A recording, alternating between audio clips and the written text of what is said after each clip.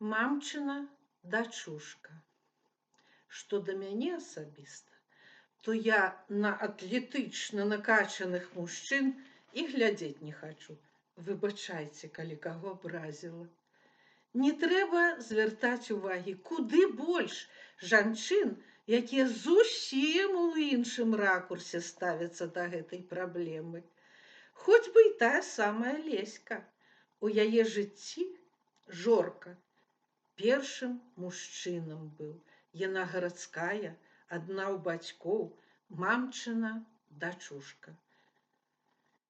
На бульбу ў вёску прыехала, усе інтэлектуальныя нагрувашчыны бацькоўскага выхавання і былі ушчэнт адсунуты прыродным інстынктам. Як убачыла яго, так і абамлела. Якія біцэпсы, якія трыцэпсы. Вось гэта мужик. А ён і праўда, мужик, трактарыст. Пагляд тупы, нахабны, бровы зрасліся на пераносе, лоб вузкі, а зызлыя вусны адтапыраныя, чыста бык перад прафесійным абавязкам. Бугай. Леську ўзяў у той жа вечар у лесе на пні. Прывезла яго ў горад. Інстытут заканчвала замужняй дамай. Па накіраванні зноў жа ў горад прывезла бугая свайго. Там сына яму прэзентавала. Помню Лесю таго часу. Ідэальнай жонкай была. Усе на педсавет, а ёй Жору карміць трэба. Іншым выкладчыкам бацькоўскі сход да цёмнай ночы, а Леся крухмаліць, падсіньвае бялізну. Мой муж прывередлівы. Ага, у адной яе муж, дзік з хутара, не паспеў свіное рыла з пушчы высунуць, як пераборлівым стаў. У ранішні боршч вечарам лыча не паторкне. Сам стравы на пліту падагрэць не паставіць. Загуляў бугай. Ды такіх пачвар узамен Леські знаходзіў, што пішы партрэт любой, даю тыповую характарыстыку. Абавязковы фінгал на паўшчакі, няма пары-тройкі пярэдніх зубоў, павыскубаныя валасы і сінюшныя вузлы вен на рахітычных нагах. Дзе якая шыска алкагалічка непадабраная валялася, усе пад яго траплялі. Нейкае адхіленне ў чалавека. Развялася з ім Леська. Ну, развод, канешне, атрымаўся адмысловы.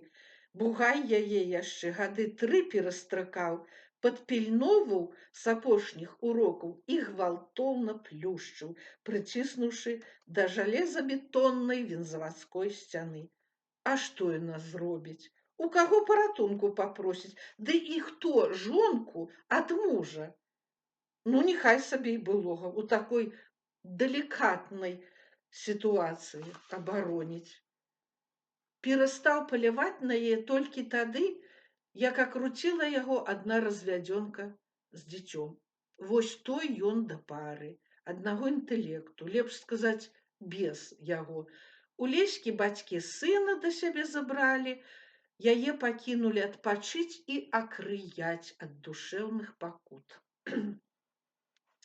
Ёсць жанчыны, якім і наканавана жыць у адзіноце. Але не ёй, барані Бог. Леська проста шалець стала ад недастані. Бывала, стаім у чарзе па хлеб. Ну, валацугі п'янтоса законна пачарнела без чаргі пруць. А яна, як увап'ецца вачамі ў якога-небудзь, такога мярзотнага, на мой погляд, што каб апошні ў свеце заставаўся на адным гектары да ветру разам бы не села. Што п'яўка? Нічога не бачыць, не чуе, толькі яго бачыць.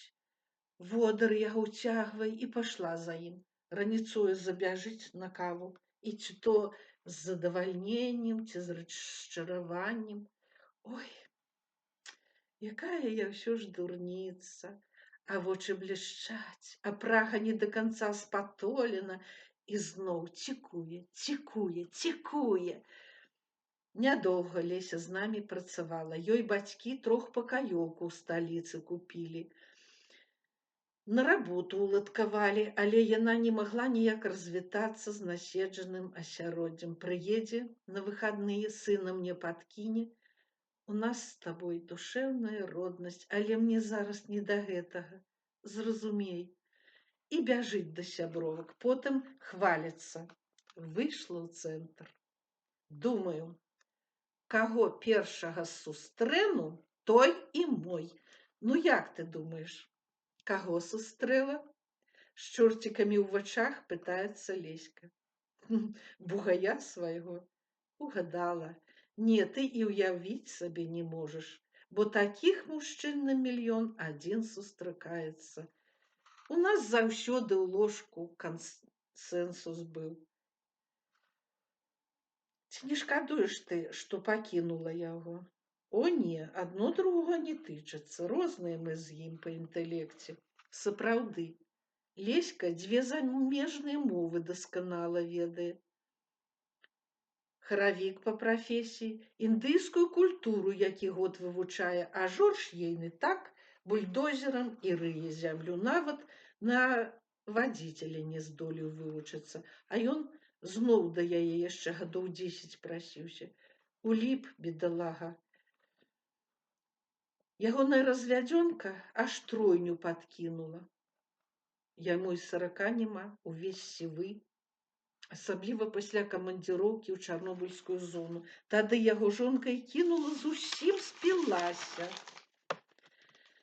Па паўгода у загулах міліцыі вышукваюць, каб да дзяцей вярнуць, а яна яго зарплаты дачакаецца і зноў да пабачэння. Збегла з новым хахалем. Ці гэта самі людзі здзекуюцца над сваім лёсам?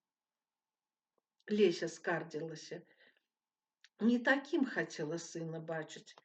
Ледзь патывушку дабіў, выфранціцца і да дзяўчат. Я ўспомніла, як аднаго разу запытвалася ў яе: «А куды ты свайго сына выпраўляеш, калі да цябе кавалеры прыходзяць? А навошта ў яго свой пакой? Магнітафон, відэа. Ой, мы на днях у карты рэзаліся!» Вяртаецца да сваёй тэмы Леся. Дык я прапанавала на стрыптыз. Хто прайграе, шмотку скідвае. Я зусім прадулася, уяві сабе. У мяне ж крытычныя дні, на мне адны дзяжурныя панталоны. Пераводжу размову на іншае. А з чым ты ў Расію едзеш? Ні з чым, ухмыляецца. Ну я ж ведаю, што яна занялася камерцыяй. Пытаюся, ну нешта ж ты возіш прадаваць? Сябе важу. Ай, фігня ўсё гэта, што за гэта вялікія грошы даюць. Скаты яны, жмоты, нічога я не маю з тых рэйсаў. А як мужик здрабнеў, не паспее штаны распіліць? Ужо шчах, але абавязкова запытаецца, ці хораша мне з ім, ублюдкі. О, Жорка мой, палавы гігант! Толькі я ўсё роўна не шкадую.